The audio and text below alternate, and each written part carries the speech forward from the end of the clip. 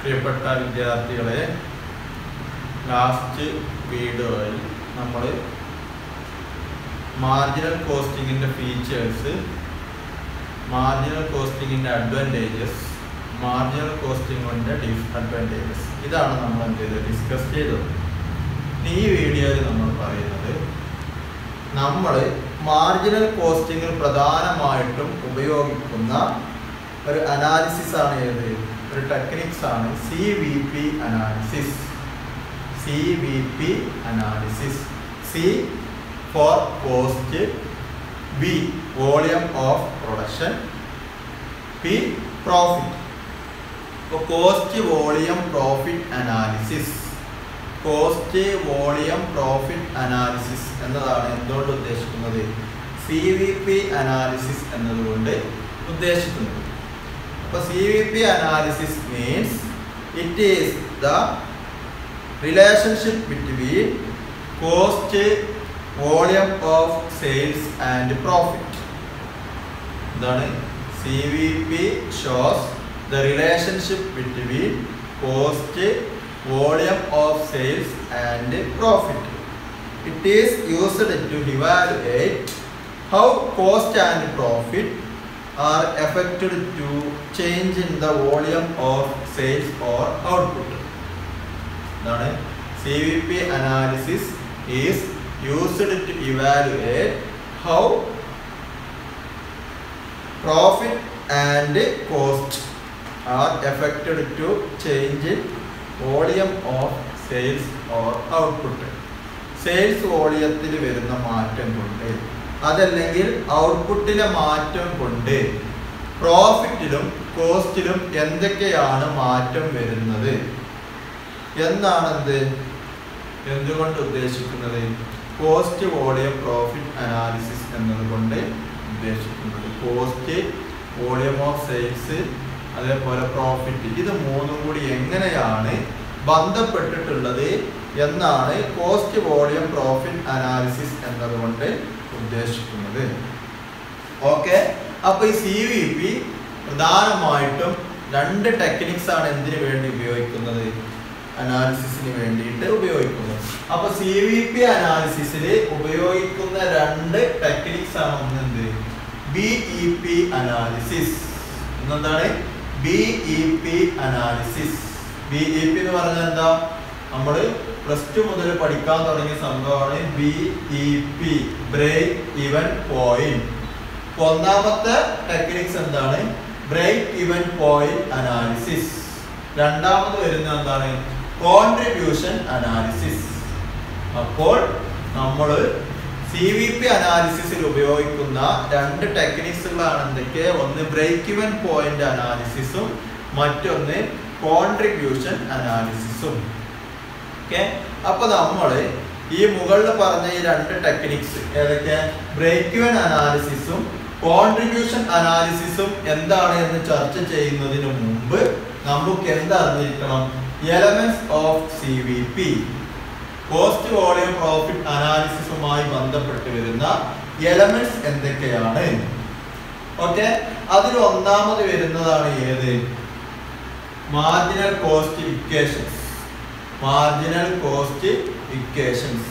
Marginal cost equation എന്താണ്? Contribution is equal to sales minus variable cost. ഇതാണ് marginal cost equation. എന്താണ്? Contribution is equal to sales minus variable cost. സെയിൽസിൽ നിന്നും variable cost less ചെയ്താലാണ് എന്ത് കിട്ടുക? Contribution കിട്ടുക. ഓക്കെ, ഞാൻ നേരത്തെ നിങ്ങളോട് പറഞ്ഞു സെയിൽസിന് വേരിയബിൾ കോസ്റ്റ് കുറച്ചാൽ കിട്ടുന്നതാണ് കോൺട്രിബ്യൂഷൻ. മറ്റൊരു രീതിയിൽ പറഞ്ഞാൽ സെയിൽസിൽ നിന്ന് വേരിയബിൾ കോസ്റ്റ് പോയി കഴിഞ്ഞാൽ ബാക്കി ഇനി എന്തൊക്കെയുണ്ട്? ഫിക്സ്ഡ് കോസ്റ്റും ഉണ്ട്, പ്രോഫിറ്റും ഉണ്ട്, അല്ലെ? ഒരു സ്ഥാപനത്തിന്റെ സെയിൽസ് എന്ന് പറഞ്ഞാൽ അതിൽ എന്തൊക്കെയാ പെടുന്നുണ്ട്? സെയിൽസിന്റെ എമൗണ്ടിൽ എന്തൊക്കെ ഉണ്ടാവും? ഫിക്സ്ഡ് കോസ്റ്റ് ഉണ്ടാവും, അല്ലെ? വേരിയബിൾ കോസ്റ്റ് ഉണ്ടാവും, പ്രോഫിറ്റ് ഉണ്ടാവും. ഇത് മൂന്നും കൂടി കൂടിയതായിരിക്കും ആ സ്ഥാപനത്തിന്റെ സെയിൽസ്, അല്ലെ? അപ്പൊ ഈ സെയിൽസിൽ നിന്ന് വേരിയബിൾ കോസ്റ്റ് പോയാൽ ബാക്കി എന്തൊക്കെ വരും? ഫിക്സ്ഡ് കോസ്റ്റും വരും, പ്രോഫിറ്റും വരും. അല്ലെ? അപ്പൊ ഈ ഫിക്സ്ഡ് കോസ്റ്റും പ്രോഫിറ്റും കൂടി കൂട്ടിയാൽ കിട്ടുന്ന എമൗണ്ട് എത്രയാണോ അതിന് തുല്യമായിരിക്കും സെയിൽസിന് വേരിയബിൾ കോസ്റ്റ് കുറച്ചാൽ കിട്ടുന്ന എമൗണ്ട്. അപ്പൊ അതുകൊണ്ട് തന്നെ കോൺട്രിബ്യൂഷൻ എന്താണ് നമുക്ക് മറ്റൊരു രീതിയിൽ കൂടി കാൽക്കുലേറ്റ് ചെയ്യാം. അതെങ്ങനെയാണ്? Fixed cost plus profit. Okay, അപ്പൊ എന്തൊക്കെയാണ് കോൺട്രിബ്യൂഷൻ കാണാൻ രണ്ട് ഇക്വേഷൻ ഇപ്പൊ പറഞ്ഞു. സെയിൽസ് മൈനസ് വേരിയബിൾ കോസ്റ്റ്, അതല്ലെങ്കിൽ ഫിക്സ്ഡ് കോസ്റ്റ് പ്ലസ് പ്രോഫിറ്റ്. ഈ രണ്ട് രീതിയിൽ നമുക്ക് എന്ത് കണ്ടെത്താം? കോൺട്രിബ്യൂഷൻ കണ്ടെത്താം. ഇനി നോക്ക്, നമ്മൾ ആദ്യം പറഞ്ഞതാണ് ഇത്. ഏത്? C is equal to S minus V. Contribution is equal to sales minus variable cost. First നമ്മൾ പറഞ്ഞ ഇക്വേഷൻ ആണ്. Contribution is equal to sales minus variable cost. Okay, ഈ ഇക്വേഷനിൽ നമ്മൾ എന്ത് ചെയ്തു? വീണ്ടും രണ്ട് പുതിയ ഇക്വേഷനും കൂടി കൊടുത്തു. ഒന്നെന്താണ്? Sales is equal to contribution plus variable cost. ഇതിന്ന് വന്നതാണ്. C is equal to S minus V എന്ന് വന്നില്ലേ? അപ്പോ S is equal to C plus V. Sales is equal to contribution plus variable cost. മറ്റൊന്ന് എന്താണ്? V is equal to sales minus contribution. Variable cost is equal to sales minus variable cost. V is equal to S minus C. Okay, അപ്പൊ നമ്മള് ഒന്നാമത് contribution കാണാനുള്ള ഒന്നാമത്തെ equation ആയിരുന്നു എന്ത്? Sales minus variable cost. Sales minus variable cost അഥവാ S minus V is equal to C. ആ ഒരു ഇക്വേഷനിൽ നിന്ന് വീണ്ടും നമ്മൾ സെയിൽസ് എങ്ങനെ കണ്ടെത്തുക, വേരിയബിൾ കോസ്റ്റ് എങ്ങനെ കണ്ടെത്തുക എന്നുള്ളതാണ് പറഞ്ഞത്. അപ്പൊ ഇങ്ങനെയുള്ള ഇക്വേഷൻ നമുക്ക് സെയിൽസ് ആണെങ്കിൽ കാണാം. C plus V ചെയ്താൽ സെയിൽസ് കിട്ടും. അതല്ല വേരിയബിൾ കോസ്റ്റ് കിട്ടണമെങ്കിൽ സെയിൽസ് കോൺട്രിബ്യൂഷൻ ലെസ് ചെയ്താൽ ഏത് കിട്ടും? വേരിയബിൾ കോസ്റ്റും കിട്ടും. മനസ്സിലായോ? അപ്പൊ അതാണ് ഒന്നാമത്തെ ഇക്വേഷൻ നമ്മൾ കണ്ടെത്തിയ രണ്ടെണ്ണം. ഇനി രണ്ടാമത്തെ ഇക്വേഷൻ നമ്മൾ പറഞ്ഞത് fixed cost plus profit. Fixed കോസ്റ്റും പ്രോഫിറ്റും കൂടി കൂട്ടിയാൽ എന്തെന്നെ കിട്ടുക? കോൺട്രിബ്യൂഷൻ ആണ് കിട്ടുക എന്ന് പറഞ്ഞു. അത് നമ്മൾ ചെയ്യുമ്പോൾ C is equal to F plus P എന്ന നമ്മുടെ ഈ ഇക്വേഷനെ നമ്മൾ വീണ്ടും രണ്ടെണ്ണം കണ്ടെത്തണം. രണ്ട് ഇക്വേഷൻ ആയിട്ട് മാറ്റി.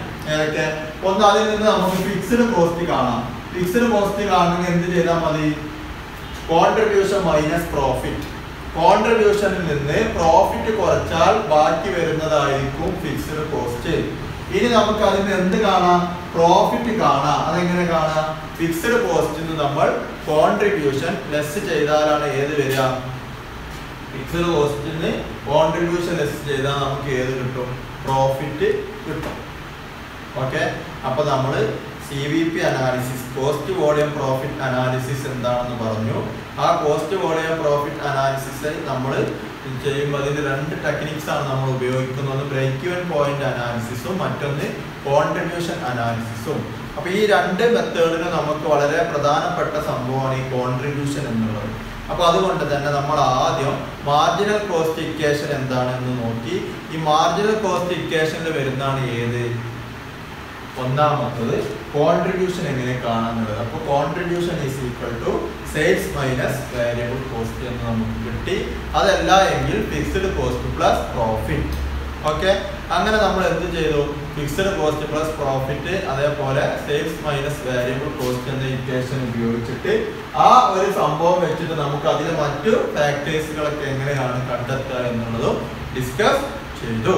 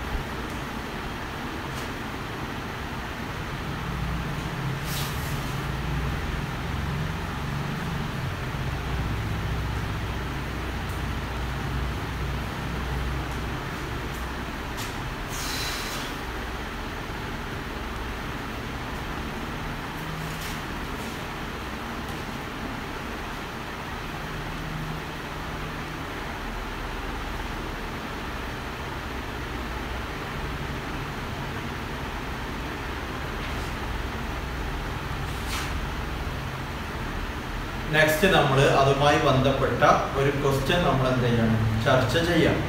ഓക്കെ, അപ്പോൾ ക്വസ്റ്റ്യൻ നമുക്ക് നോക്കാം. ഇതാണ് ക്വസ്റ്റ്യൻ.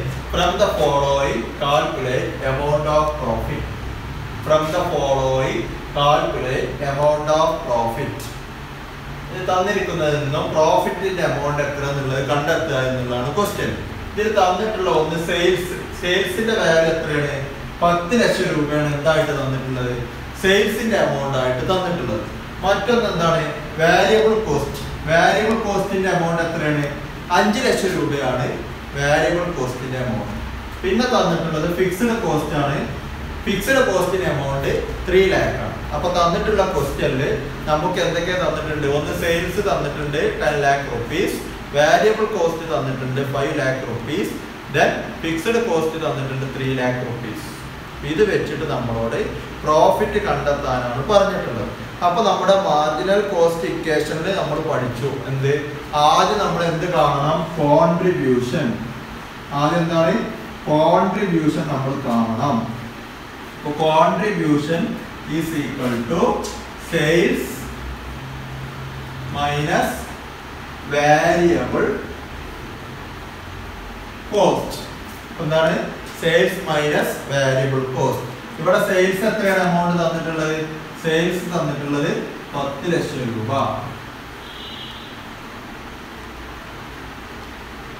മൈനസ് വാരിയബിൾ കോസ്റ്റ് എത്രയാണ്? 5 ലക്ഷം രൂപ. ഓക്കെ, അപ്പോ എന്ത് കിട്ടി നമുക്ക്?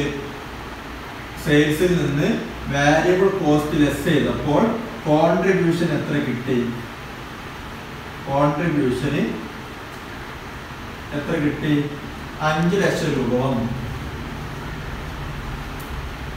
കോൺട്രിബ്യൂഷൻ 5 ലക്ഷം രൂപ വന്നു അല്ല. ഇനി നമ്മൾ കഴിഞ്ഞ ഭാഗം പറഞ്ഞപ്പോൾ അതിൽ പറഞ്ഞെന്ത്? കോൺട്രിബ്യൂഷൻ കാണാൻ 2 ഇക്വേഷൻ ഉണ്ട് എന്ന് പറഞ്ഞു. ഒന്ന് സെയിൽസ് മൈനസ് വാരിയബിൾ കോസ്റ്റ്, മറ്റൊന്ന് ഫിക്സ്ഡ് കോസ്റ്റ് പ്ലസ് പ്രോഫിറ്റ് അല്ലെ. ഈ കോൺട്രിബ്യൂഷനിൽ എന്തൊക്കെ ഉണ്ടായിരിക്കും? ഫിക്സ്ഡ് കോസ്റ്റ് ഉണ്ടായിരിക്കും, പ്രോഫിറ്റ് ഉണ്ടായിരിക്കും. അപ്പോ contribution fixed cost plus profit ആണ് അല്ല. അപ്പോ contribution is equal to fixed cost plus profit. ഇനി നമ്മൾ എന്ത് ചെയ്യണം? നമുക്ക് ഇവിടെ ഫിക്സ്ഡ് കോസ്റ്റ് തന്നിട്ടുണ്ട്, ക്വസ്റ്റ്യൻ തന്നിട്ടില്ലേ? അപ്പൊ നമ്മൾ എന്ത് ചെയ്താൽ മതി? കോൺട്രിബ്യൂഷനിൽ നിന്ന് ഫിക്സ്ഡ് കോസ്റ്റ് കുറച്ചാൽ നമുക്ക് എന്ത് കിട്ടും? പ്രോഫിറ്റ് കിട്ടും. അപ്പൊ profit is equal to contribution